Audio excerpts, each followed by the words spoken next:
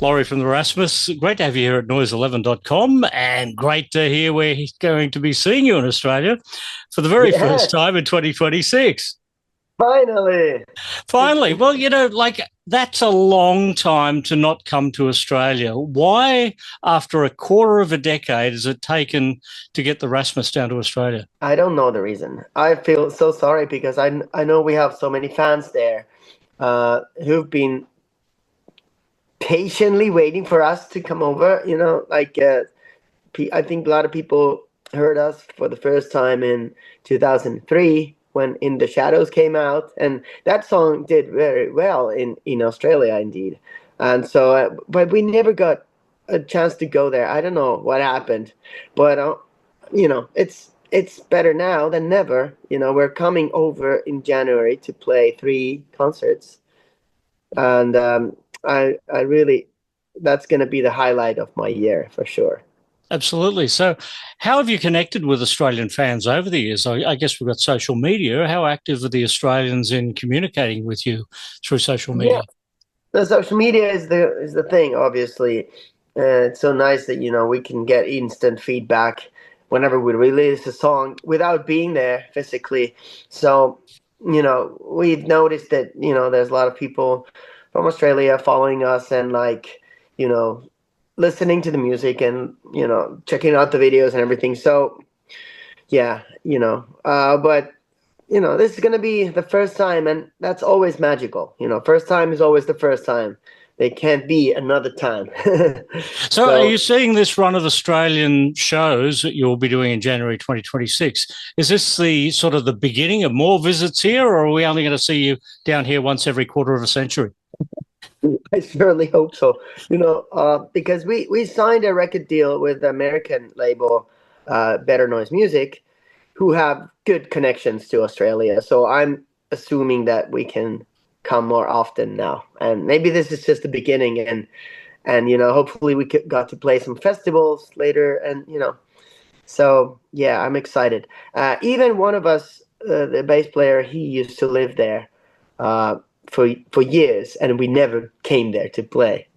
That's so crazy. Wow, where was he based? Where was he living? He lived like a bit outside of Sydney, like 2 hour drive or something. Okay, And wow. his wife is Australian, so The Rasmus started when you were 16 years old. Obviously, a 16-year-old has a lot more energy than what we have now. How are you coping with quite an energetic band as a 16-year-old and still performing those songs? well, I don't know. Something happened when we started the band. Everything um, kind of happened fast, and we were quite successful from the very beginning. And I think we sort of stepped into this bubble, like the world of the Erasmus, and that was always like a way to escape the reality. At that time, it was school or whatever, stuff that was going on when we were teenagers. But later on in life, it's like it's just the reality. I have my private life, I have kids, I have like stuff that need responsibilities, but oops, sorry. And then I can always hop on the tour bus and get away from all of that, and it's a beautiful thing. And I think that kind of keeps my mind young and my like keeps the thing going because it's just such a wonderful thing to have a hobby that can continue as your job later on in life. And I guess very few people, have the opportunity in a band to even stay around this long. I mean, this band, I guess you've over the years weathered lineup changes, changing trends, near breakups. Um, what has been the glue that has kept it together for the long term? Honestly, it's friendship, like the bottom line. Like that is kind of like most important thing in a band, that you feel really good uh being in part of the group, and you trust these people 100%. They are also willing to sacrifice for the band as much as you are. You maybe share same values, you know look at the world in the same way. I think we were just lucky to find the right guys around us. And we've had a few changes. We've had the drummer change long time ago, and now most recently 3 years ago, Empu. joined us as a new guitarist, and she has been really wonderful thing in so many ways. Like, she's a great guitarist, first of all, but also she's a wonderful person, and I think she really fits the band so perfectly. And she kind of brought some of that joy of playing and that kind of thing that I thought we had lost over the years with the old lineup, almost like an old crippled relationship, something that, we had a fresh start with her, and it's been really great.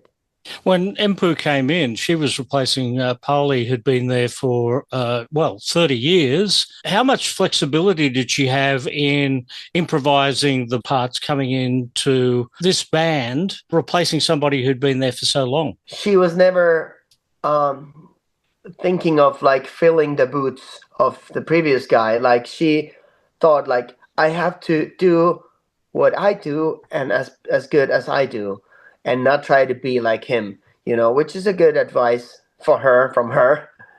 And I think she's done really great. Like, she's very hardworking, and she wants to learn everything, and she's like always the one of us like wanting to rehearse the most, and like she's very active, and so I think she takes the place very seriously, because I think she was a bit worried what the fans would have said, when she joined after this previous guy being part of the band so long. And fans can be sometimes very kind of mean or something, like dedicated to the band, and but I think everything went really well for her.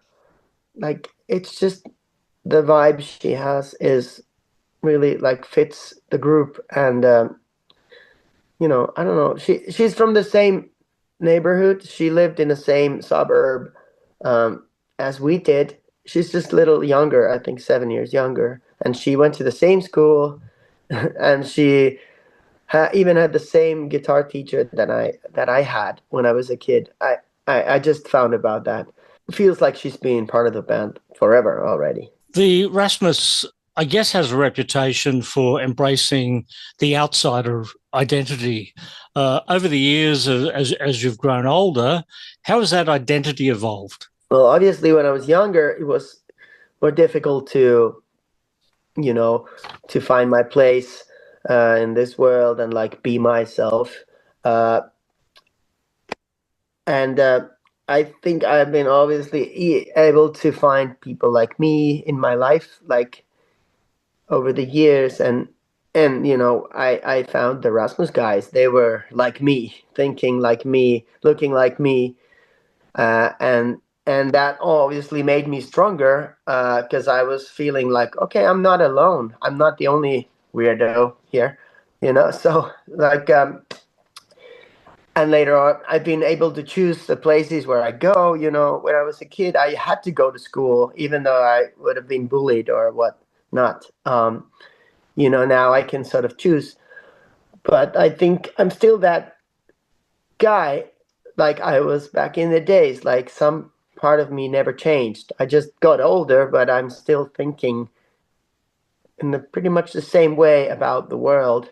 I hope I'm a little bit wiser, but and maybe less self-centered, but it's I think what do you do when you're a teenager? Those years are very important. Like, that shapes your identity as a person, and you're most probably going to be listening to the same music, at least liking it, what you discovered when you were a teenager. So those are very important years in your life. And congratulations in weaving weirdo into the conversation. Then, well done, and love the merch. No doubt available at the merch stand at all the Australian shows. Weirdo, the 11th album. How much is that the focus of the current tour that we will be getting when you come to Australia? Quite much. I mean, we're very happy with the album. It's a bit harder sounding, heavier, more guitar driven.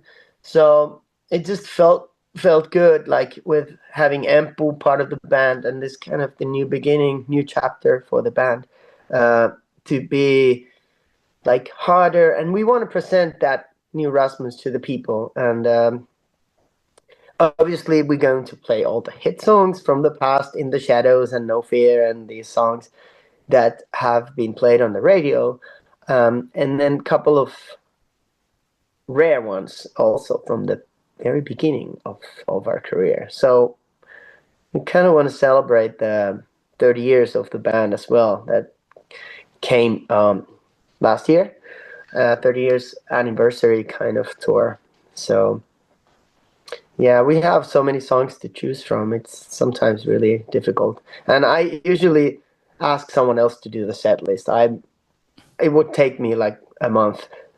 So, Does that mean the set list changes from night to night? some little, but I think we consider it as like a little movie or something, as you know, as a play or something. We come to town and we do the thing. We have planned everything quite well. Like we've been very much part of the visuals ourselves, like how every song is gonna look on the screens, and it's the visual things are very important with this band, always been.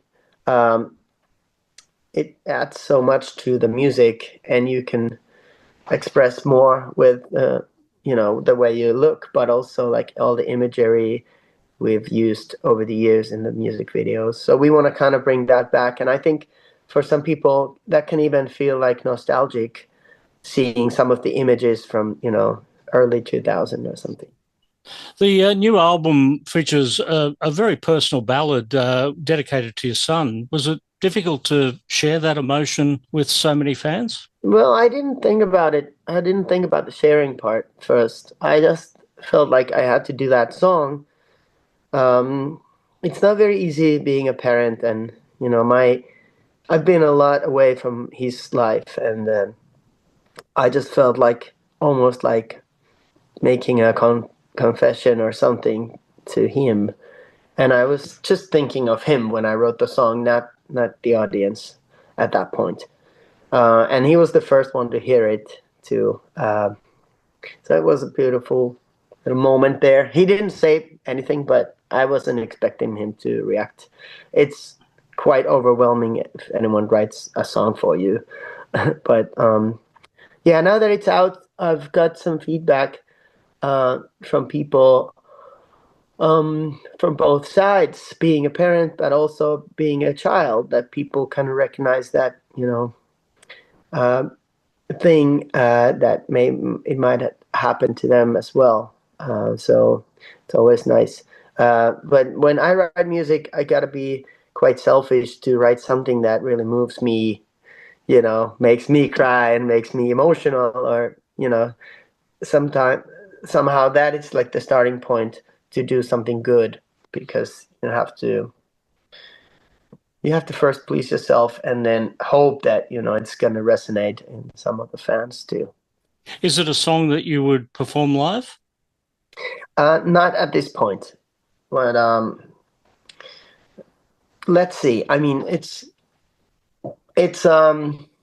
yeah, no, it's not in a set list right now, at least. What about Rest in Pieces and Love is a Bitch?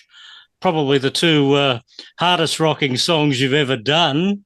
Are you going to sort of up the ante of the set list and place them in the songs to play and really rock out when you get to Australia? Totally. We're going to play many songs from the album, and so far the reaction of the crowd has been incredible for those songs.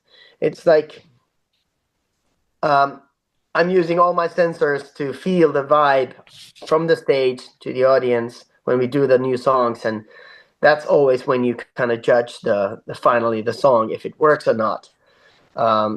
You can do a lot of stuff in studio, but I always believe in that that thing when you are actually in front of the audience and sharing this moment with other people in person. And so like songs like Break These Chains has been like really powerful feeling on the stage. Like it's a slow one, but it has so much like something like power. It's an incredible feeling with the audience. When I look at the songs that you have played over the years, In the Shadows is definitely out there as the most played song that you've done, but the songs from Dead Letters and Hide from the Sun seem to be the central focus of the set list, even still to this day. Those two albums are the most popular ones, and I think, besides Now, I think those had the clearest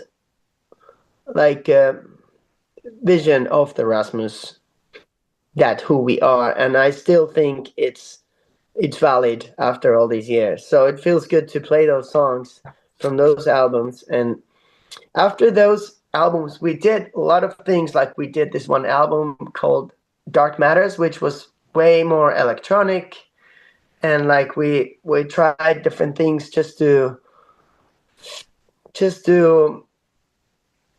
keep it exciting for ourselves and to be able to do this for 30 years. So we wanted to like experiment with new sounds and new styles. But I think we've sort of come back to that original sound of the band now with this album, and it just feels good. It feels strong. I think we've always been guitar-driven band, and that's kind of the way it should be. Well, one final one before I let you go. Tell me about your experience with Eurovision. That must have been a lot of fun. Yeah, it was fun. It's a crazy thing altogether, like massive fun ride. We were just, we just had Empu join the band before that opportunity came, and I think it was perfect because we were able to do something together as a new lineup, and that sort of just happened to be there, and we went for it, and it went great. I'm really glad that we did it, but I don't think we're gonna go back to that ever again. It was just one off thing. No Australian Idol for you when you get to Australia. Let's see. Never say never. No, please. I'm begging you, do not. All right, we're looking forward to seeing you. It's going to be fantastic to see you. As they say, what's that old saying? That it's always 6 o'clock somewhere, so it's always 6 o'clock here. So that looks good. I'll have my glass of dinner, and you can go off and have your breakfast. Great to talk to you, and look forward to seeing you in Australia in 2026. Thank you very much. It was nice chatting with you. Have a good day.